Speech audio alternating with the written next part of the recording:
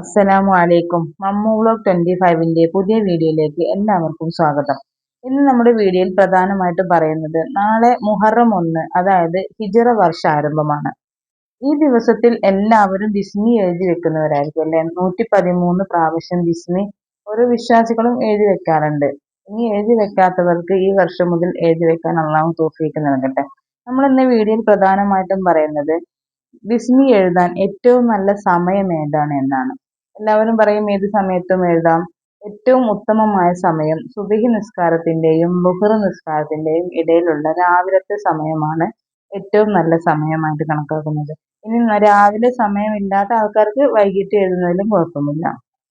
രണ്ടാമത്തെ കാര്യം ബിസ്മി എഴുതുന്ന രീതി അക്ഷരങ്ങൾ വിട്ട് ഫതഹോ കെസറുകളോ ഒന്നുമില്ലാതെയാണ്. 19 അക്ഷരമാണ് ഇതിൽ ഉൾപ്പെടുക. അങ്ങനെയാണ് ബിസ്മി 113 തവണയാണ് എഴുതേണ്ടത്. നമ്മൾ എഴുതി കഴിഞ്ഞതിൻ്റെ ഇടയ്ക്ക് നമ്മൾ എണ്ണി നോക്കുന്നത് നല്ലതാണ്. കാരണം എണ്ണത്തിൽ കുറവ് വരാനോ കൂടുതൽ വരാനോ പാടില്ലാത്തതുകൊണ്ട് നമ്മളത് ശ്രദ്ധിച്ചു കൊണ്ട് തന്നെ എഴുതുക.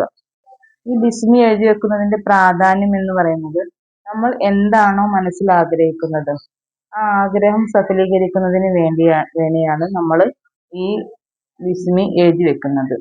അത് നല്ല വൃത്തിയുള്ള പേപ്പറിൽ നല്ല വൃത്തിയോട് കൂടി മര്യാദയോട് കൂടി ഒളു എടുത്ത് കിബിലയിലേക്ക് തിരിഞ്ഞിരുന്നു കൊണ്ട് മാക്സിമം നമ്മുടെ എല്ലാ അതുപോടും കൂടി ചെയ്യാൻ നമ്മൾ ശ്രദ്ധിക്കുക.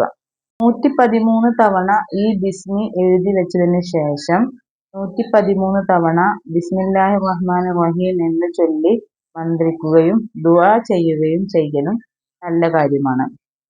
പിന്നീട് നമ്മളിത് നമ്മളുടെ ബാഗിലോ അല്ലെങ്കിൽ വൃത്തിയുള്ള ഒരു സ്ഥലത്ത് നമ്മൾ സൂക്ഷിക്കുന്ന എന്തെങ്കിലും ഇടങ്ങളിൽ ഇത് മടക്കി നല്ല വൃത്തിയോട് കൂടി സൂക്ഷിക്കുക. ഒരുപാട് പേര് ചോദിക്കാറുണ്ട്, നമ്മൾ കഴിഞ്ഞ വർഷങ്ങളിലൊക്കെ എഴുതി വെച്ചിട്ടുള്ള ഈ ബിസ്മിയുടെ ഈ കടലാസ് പേപ്പറുകൾ എന്താണ് നമ്മൾ ചെയ്യാന്ന് ചോദിച്ചിട്ടുണ്ടായിരുന്നു കുറെ പേര്. അപ്പൊ നമ്മൾ അത് അതേപോലെ തന്നെ സൂക്ഷിച്ചു വെക്കുകയാണ് വേണ്ടത്. ഇതും അതിന്റെ കൂടെ തന്നെ നമ്മൾ സൂക്ഷിച്ചു വെക്കുക. കഴിയുന്നവർ 113 തവണ ബിസ്മി എല്ലാ ദിവസവും ചൊല്ലലും വളരെ നല്ലതാണ്. വീഡിയോ ഇഷ്ടപ്പെട്ടാൽ ചാനൽ സബ്സ്ക്രൈബ് ചെയ്യുക. എല്ലാവർക്കും നല്ലൊരു വർഷമായിരിക്കട്ടെ എന്ന് പ്രാർത്ഥിക്കുന്നു.